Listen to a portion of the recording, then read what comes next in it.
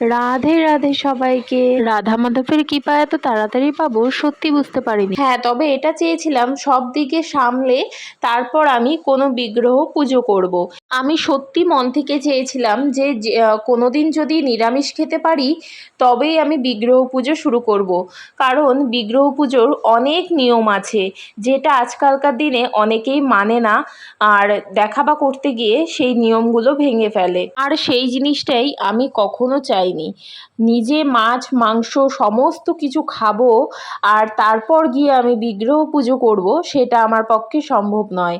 তো সেই জন্যই আমি চেয়েছিলাম এই সমস্ত কিছু ত্যাগ করতে পারলেই আমি ঘরে বিগ্রহ আনবো আর বিগ্রহ পুজো শুরু করব।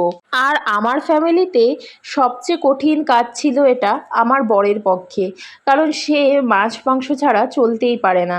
আর এই দেখো ঠাকুরের লীলা, সে 2 বছর হয়ে গেছে সমস্ত কিছু ছেড়ে দিয়েছে। কারণ জানি না, এমনি মন থেকে ছেড়ে দিয়েছে। তো সে যখন ছাড়তে পেরেছে তখন আমার মনে হলো যেন আমিও ছাড়তে পারবো, কারণ আমার সেরকম একটা পছন্দ না।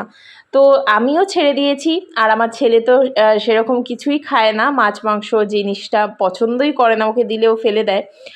তো যাই হোক, তো সেগুলোই আমাদের একদমই উঠে গেছিলো ঘর থেকে, মানে এই জিনিসগুলো মাছ মাংস ডিম এই জিনিসগুলো তো একদমই পছন্দ ছিল না বলেই আমরা একদম ছেড়ে দিয়েছি। তারপর আমার কণ্ঠীমালা ধারণ করা, মালা জপ করা সমস্ত কিছুই শুরু হয়ে গেছিলো শ্রাবণ মাস থেকে। আর তারপর অনেক কিছুই ছিল যেগুলো আমি মানছিলাম 1 মাস থেকে, মানে শ্রাবণ মাসে পুরো মাসটাই আমি মানছিলাম। তো তার মধ্যে আমার হঠাৎ করেই মনে হলো রাধা মাধবকে আমার ঘরে প্রতিষ্ঠা করব। তাই আর কি, রাধা মাধব চলে এলো আমার ঘরে। তো কোথা থেকে এনেছি, কি কি করে সমস্ত কিছু আরেকটা ভিডিওতে বলবো। রাধে রাধে সবাইকে।